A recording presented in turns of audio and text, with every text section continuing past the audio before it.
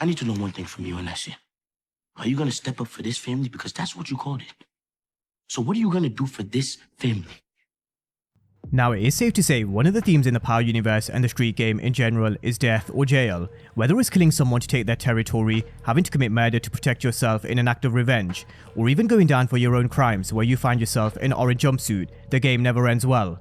Although law enforcement in Power aren't exactly the best at keeping anybody in an orange jumpsuit, but those in the game aren't the only ones who suffer the consequences. Innocent and loved ones always get caught in the crossfire.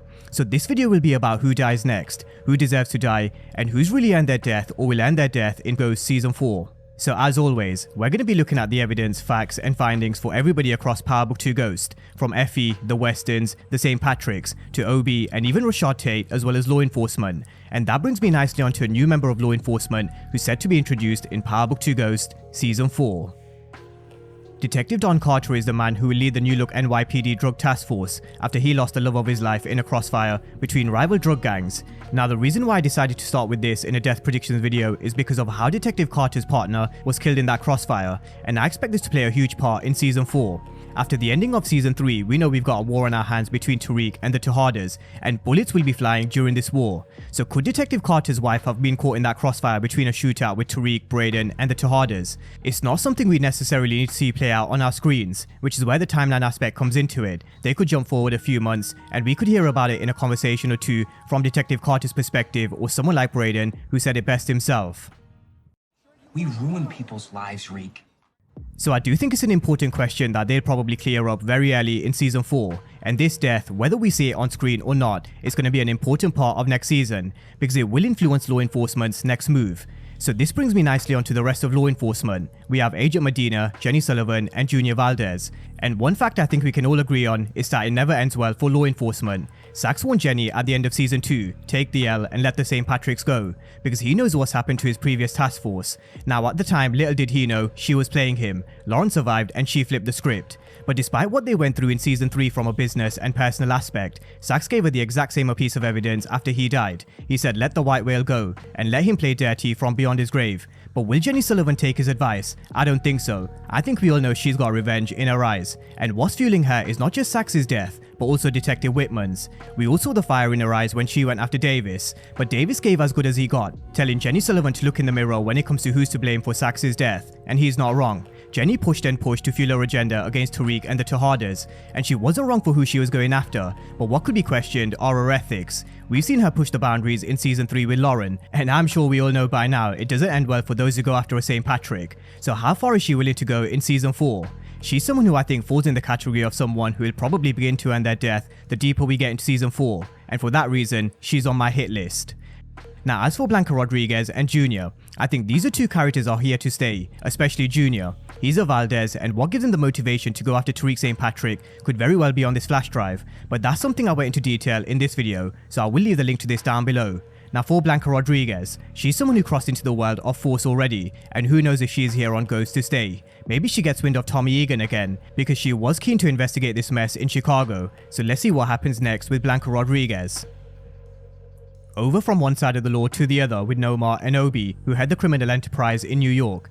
Now, as always in the street game, as the leader of the operation, you're going to come up against hurdles in the form of competition, rival gang members, but even threats from within your own organization. And Obi and Nomar have a complex relationship, where Obi doesn't always agree with her ways, but he's always served her loyally, but maybe only because he thought she was the only one who had the influence to get his family the green cards. But if she had the influence and the power, then why didn't she? Why did it take Tariq to come in and get shit done with the help of Tate? I think it comes down to control and keeping people in certain positions, which is something very similar to Monet. But now there are a few factors at play now that Obi's family have their green cards. Could they be a part of Tariq's organization, considering he's the one who helped them get their green cards? And if Obi has his family, does he have to continue to stay loyal to Nomar, especially considering we've already seen him help Tariq, and that's another factor entirely. What happens when Nomar finds out Obi is helping Tariq or has helped Tariq at the end of Season 3? Does this spell the end for Obi? Let's look at it this way. Power loves to create internal conflicts and wars. In this game, it's always favor for a favor. People want what's yours, and there's always going to be someone to looking to take the throne, whether it be in politics or the drug game. So what would Obi's death do in terms of the story? It would give Obi's family from Nigeria an added incentive to join Tariq's organization, but it would also leave a vacant position as Nomar's second in command, and who takes that position? Kane, Drew, Diana, or Effie, you've got one person who wants to grow and have a meaningful role in the drug organization who accepts who he is, a drug dealer. On the other hand, you have 3 other people who share somewhat similar vision. They don't exactly want the game to be the be-all and end-all, but now find themselves trapped working closer to Nomar than ever before. So have they changed their minds? I think we've already seen a foreshadow of what's to come, conflicts and an internal war between themselves, which I'm going to touch on a bit later on, but this brings me on to the Tejadas. The move that Diana and Drew put into motion to have Monet taken off the chessboard is bound to have a huge consequence. If you think about the opening of season 4, whether we see a time jump or Monet in recovery, you can already see what Monet's waking up to as she's asking who was it, who shot me, and with Diana telling her it was Tariq St Patrick. Instantly you'd think she'd want Tariq's head on a spike, but Monet's someone who's not stupid, especially because of the whole Lorenzo fingerprints reveal, and so she's going to be digging and looking for answers, and when she does, however she gets to the bottom of the truth, this is going to be one of the bombshells in season 4, so Drew and Diana better be ready. Drew, what's stopping her from killing us too? And she's not wrong. Not only has Monet threatened to kill Kane a few times, she's also threatened to kill Diana, and correct me if I'm wrong, Drew I believe is the only one who she hasn't threatened to kill. But I do stand by what I've been saying for a very long time. As each season passes by, we're going to see one less Tejada chair at the dinner table, and for me it's a toss-up between Drew and Diana in season 4. Now speaking of Diana, she is a character who's yet to catch a body in Ghost, but I do think that could change in season 4. Diana is a character who's slowly turning into the most dangerous Tejada, and I once referenced to her holding valuable information being very similar to holding a smoking gun. She's someone who will now be working under Nomar and Obi, but someone who's trained and mentored under the guidance of Monet, and it's a very dangerous combination for someone who's already a dangerous Diana, because we all know what she's capable of and the move that she's put into motion. But can she take one step further? Could we see her getting her first kill? Maybe Salim Ashe Fake Freeman if he continues to be trouble. I think that's probably the next step for Diana's character, her having to make a decision very similar to Brayden, because we've seen her put the wheels in motion to have Tariq to kill Monet, so she does understand what needs to be done, but I want to see her in a scenario with her back against the wall, where she's the one behind the trigger, so Diana's first kill is definitely one to watch in season 4. Now this brings me on to someone who did get his first kill, Brayden and the rest of the Westons. Now something the writers have done really well with Brayden's character is make him human. They didn't make Brayden kill in seasons 1 or 2. They slowly built his character up because he's someone who isn't from the streets. He wasn't a killer. So he's someone who had to learn and understand the street game and the consequences fast, because if you take one night off, it's game over. Can I please just have one day off? Just one, okay? Me, my Xbox, and some Twitch babes in a hot tub, just once. Very similar to Diana, I do think he's coming to terms with what he has to do in the street game to survive, which I do think he somewhat realized when he took that step towards Kiki. It was Brayden taking his hands out of his pockets and looking like someone who was really taking a dark turn. But they haven't rushed the process with Brayden. Even though he did get his first kill with Uncle Lucas Weston, it wasn't him pulling the trigger where we saw him fumble before. It wasn't him getting blood on a knife either. He was backed into a corner where he had to pick himself, Tariq and the rest of his family, or Uncle Lucas, and unfortunately Uncle Lucas had to bite the dust. But again, I come back to the humanization of Brayden. He wasn't okay with killing Lucas. It's definitely what needed to be done, but you could tell he wasn't happy with it, and I think he now knows the rest of his family isn't safe either. I don't want to end up like you.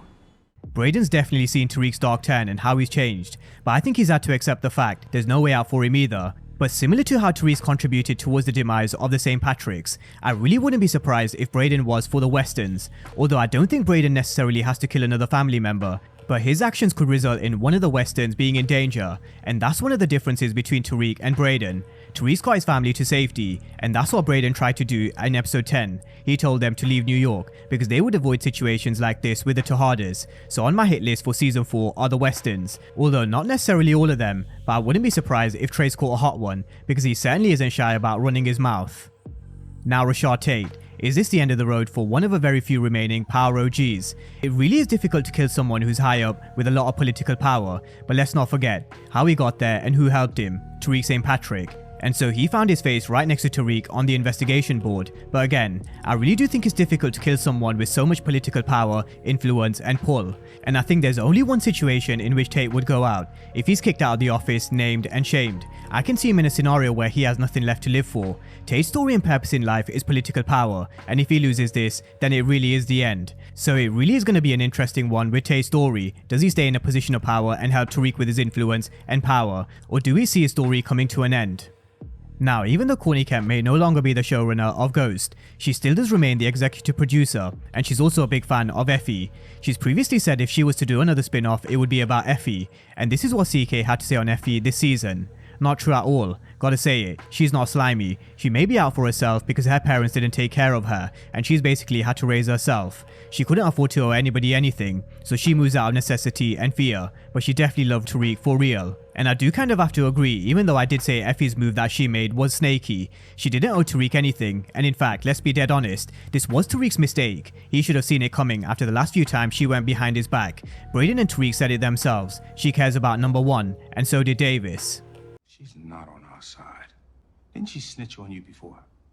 Davis reminded him of who Effie is, and that moment where he told her they have no future, she did what she had to do to survive. But will she survive come the end of season 4? I do think she's someone who's on very thin ice, but very similar to Diana, she definitely finds herself in a bit of a dilemma. She's had to work harder than most to get to where she is, and she's still on this quest for freedom, but she finds herself closer to Nomad than ever before. But we all know she wants out the street life, and is this still her endgame? Because if that is, then at some point she's gonna have to break away from working under Nomad and Obi. In fact, this whole team of Effie, Drew and Diana as well as Kane has betrayal, lies and manipulation written all over it, and if Tariq wanted to be very patient, I'm sure this is an organization that will probably self-implode. Tariq just needs to be in the right position at the right time to take advantage, but will Effie survive season 4? At this moment in time, I'm probably gonna say I think she will, just about, and the major death we'll see is either gonna be Drew or Diana, and at this moment in time, I'm leaning more towards Drew.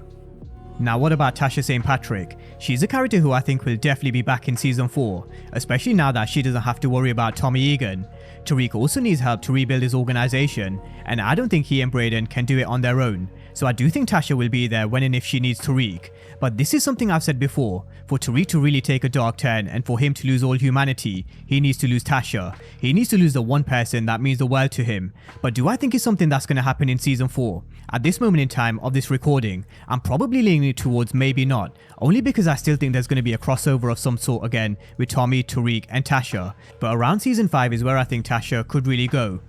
Now elsewhere could we also see Davis having to get his hands dirty, because the deeper Davis has gotten, the more he started to change his tone, especially when he's with Tariq and the Tejadas, very similar to how Proctor once told Ghost to get rid of everybody who could associate James St Patrick as Ghost. Davis told Tariq, get rid of Lauren and Effie. So I'm not ruling out Davis having to get in the thick of the action himself, or telling Tariq to get rid of this person or that person. But that's a breakdown of some death predictions, and it definitely is a lot of information to take in. But the ones I'm looking out for is Diana getting her first kill, the Westons being in danger, Jenny Sullivan reuniting with Sack 6 feet under, and how Drew and Diana are in big trouble when Monet finds out the truth. But drop all your early death predictions for season 4 down below in the comment section, and as always, thank you guys for watching, and I'll see you next time.